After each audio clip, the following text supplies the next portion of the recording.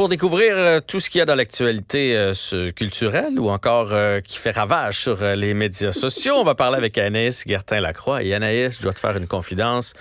Je suis un amateur de bonbons. J'aime beaucoup, beaucoup ça. Tu sais, des fois, j'en fais des brûlements d'estomac. Puis après ça, je me dis, mais t'es bien cave. T'es bien cave. T'aurais pu t'arrêter.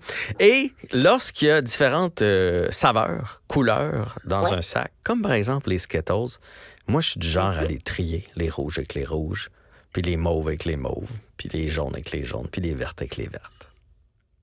Mais là, je vais avoir... Jean-François. Tu fais ça aussi? Ben, moi, je suis une fan finie de bonbons. Puis mon mari, très souvent, il me dit, Anaïs, t'as l'air d'une enfant de 5 ans. Je dis, j'en mange, et non de façon compulsive, mais j'ai devant la télévision, je vais en manger, puis la manée.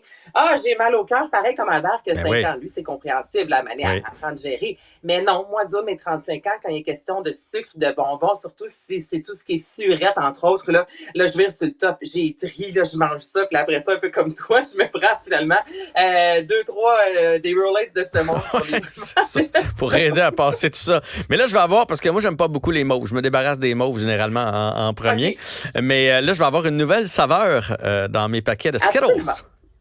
Absolument. Donc là, le 3 août prochain, Jean-François, ce sera la journée mondiale de la moutarde. Le 3 août, un petit peu, je prends une note. Le 3 août, tu prends ça en note. Ouais. Et il y a dans les dernières années, il y a plusieurs restaurateurs qui ont fait des mets en hommage à la moutarde. Donc, à New York, entre autres, il y a eu un beigne avec le crémage qui goûtait la moutarde. Moi, je te dis ça m'écoeure, mais bon, écoute, ça a fonctionné.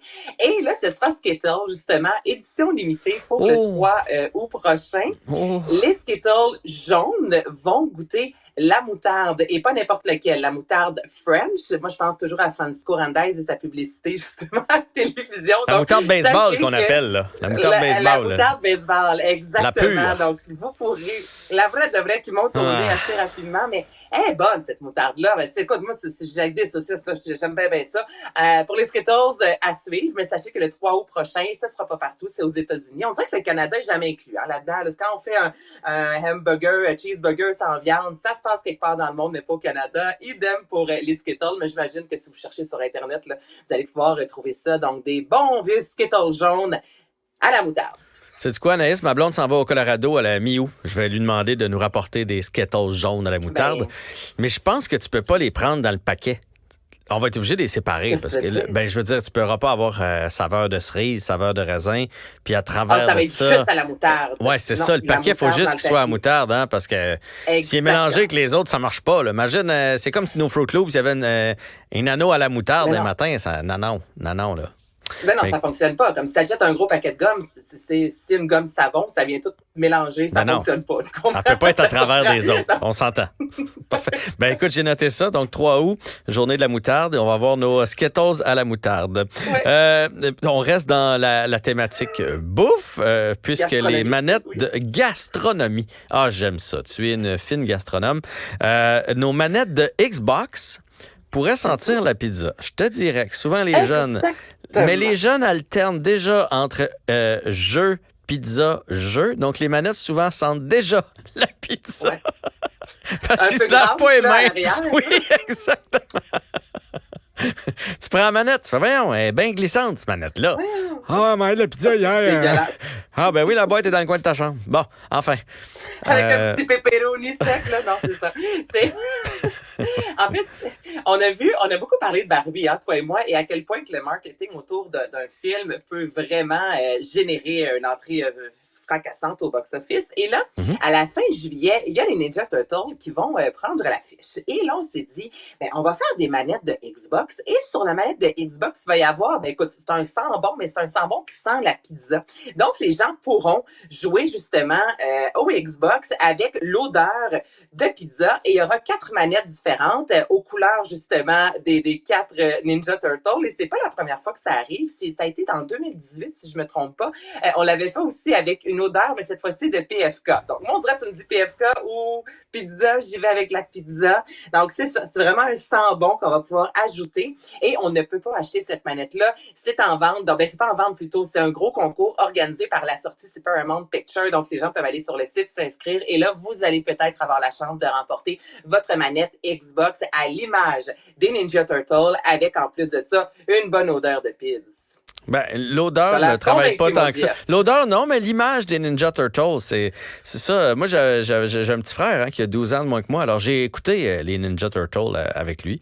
Fait que j'avais même mon préféré, là, celui avec le bandeau bleu. Je me souviens plus de son nom, le bandeau bleu. Hey, je pense que c'était Leonardo. J'ai tellement écouté les Ninja Turtles. Il y a c'était le chef un peu du groupe. Leonardo. C'était un peu le chef du groupe, Leonardo. Ça doit être pour ça que je l'aimais. J'aime ça. Ça doit être pour ça. J'aime ça, les leaders, moi. T'es tellement un leader, c'est ça que je n'ai pas dit que je l'étais, j'ai dit que j'aimais ça. C'est pas la même chose. Bon, on enchaîne avec Beetlejuice maintenant. Qu'est-ce qui se passe avec Beetlejuice? Un gros programme aujourd'hui, là, vraiment, là, on tue la une avec ces actualités-là, mais ça fait tellement le tour du monde. Donc là, il y a le film Beetlejuice qui devrait être en affiche au mois de septembre prochain. La quasi-totalité du tournage est terminée, mais là, ça a été mis sur pause en raison de la grève des scénaristes, dis-je bien, et la grève également des acteurs. Mais là, Beetlejuice, pour ceux qui avaient vu, vous avez sans doute vu le premier film, c'est un décor des plus ludiques avec des statues. Tu sais, c'est assez flyé, hein, Beetlejuice. Donc là, puisque le tournage a été mis sur pause, il y a eu, imagine-toi, une série de vols, donc des lampadaires, exemple, en grosse forme de citrouille. Là, du jour au lendemain, l'équipe est arrivée disant, ben voyons donc, ça a disparu. Et il y a une fameuse main, OK? Et dans le premier film, c'est la mère, en fait, qui est une artiste nouveau genre, je te dirais, et je t'ai même envoyé l'image parce que là, c'est la police qui a fait une annonce, notamment sur Twitter, disant c'est parce que là, cette immense main-là de 70 kg, donc est immense, avec 9 doigts. Dans le premier film, c'est la main qui, à un certain moment, s'active. Et cette grosse main-là a été volée. Jean-François. Donc là, tout le monde se dit, ben comment ça? Comment on a fait pour voler ça? Ensuite, tu peux pas mettre ça dans ta cour, là. Je veux dire, à Mané, c'est un peu étrange. Donc, de toute façon, à partir du moment où tu mets ça dans ta cour, on va le savoir que c'est toi qui a volé la main. Ben, tu comprendras. Donc là, le magazine Variety, entre autres, en parle et la police du Vermont, et je l'ai justement devant moi, là. Alors, on parle on donne le numéro de téléphone, la grosseur de la sculpture, disant si vous avez des informations, parce que c'est important pour le film. Si vous avez des informations, contactez le SPVM. Sur la grosse main. Exact. Et là, il y a Gilda Roy qui a appelé, fait oui, moi j'en ai une. J'en prends deux. Ben, Gildor, il a une main plus grosse que l'autre. Il souffre de gigantisme d'une main, c'est connu. Oui, je le sais. Ben oui, je sais que c'est connu, mais il n'y a pas 9 doigts. C'est important de le mentionner. Tu vois? Non. Cette main-là, elle a 9 doigts. Donc, voilà, il y a des gens qui se sont dit, c'est pas la première fois que ça arrive comme ça, des vols sur un tournage. Mais là, tu sais, la grosse main de Beetlejuice, pouvez-vous, s'il vous plaît, laisser la grosse main sur le plateau, là, puis laissez-les terminer leur film, s'il vous plaît. C'est pas très beau, là. Je sais pas où tu peux mettre ça, là. On va peut-être apprendre que c'est quelqu'un de l'équipe. C'est peut-être quelqu'un de l'équipe qui a volé la grosse main. Ben oui, mais tu mets ça où? C'est pas dans ton jardin, ça va faire peur à tout ton voisinage. Ouais. C'était pas dans Passe-Partout. Mamie! Peut-être ça. Peut-être quelqu'un de l'équipe de Passe-Partout. On n'a pas le même âge, hein, Anaïs, c'est ça? Non, moi, Prends la main est la plus forte, je pense plus à Film de peur 2. Donc, c'est deux choses complètement différentes. Non, toi, ça dit quelque chose, cette référence-là? Non, tu vois, c'est ça. Les 10 ans qui nous séparent ne m'aident pas. Tristan, si t'es capable de trouver ça, Passe-Partout, ma main. Tu vas voir, c'est quelqu'un, là, c'était un jeu, on découvrait des objets, puis à un moment donné, il disait ma main. Bon, bref. Enchaînons avec Harry Styles, ça va être plus intéressant que ma main.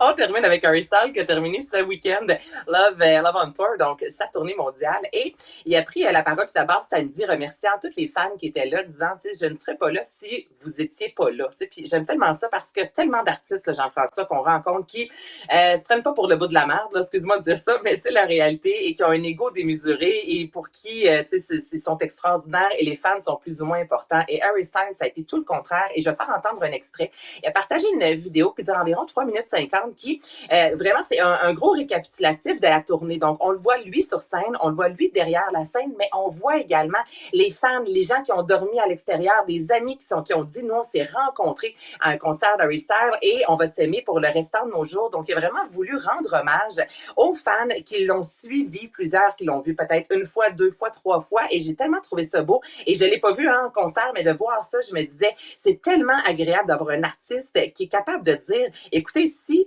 tu n'achetais pas des billets, mon Jean-François, ben moi, je pourrais pas être sur scène. Qui est reconnaissant. C'est comme ça. Reconnaissant et vraiment reconnaissant. Parce que des fois, il y en a, on a l'impression qu'ils le disent, mais qu'ils le pensent pas vraiment. Bon. Tant mieux. Harry Styles est hot, en plus, là. Mais il est hot avec ses costumes. Moi, j'adore ça. Donc, je te fais entendre un court extrait de cette vidéo-là qui a été partagée sur le web. Those friendships are going to stay after the tour. And that doesn't end because the tour's ending. That's always going to be there.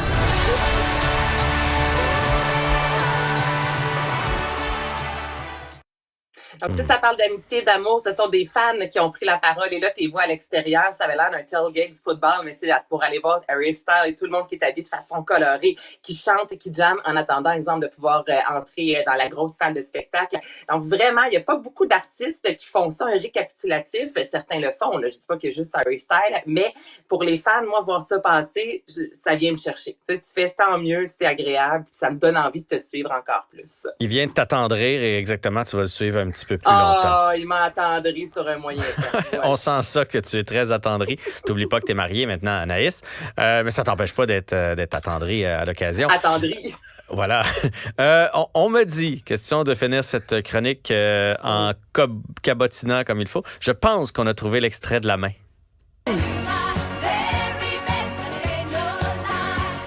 Mamé! Voilà. Mamé! Je comprends pas la toune en arrière, mais c'était ça. C'était mamé. Voilà.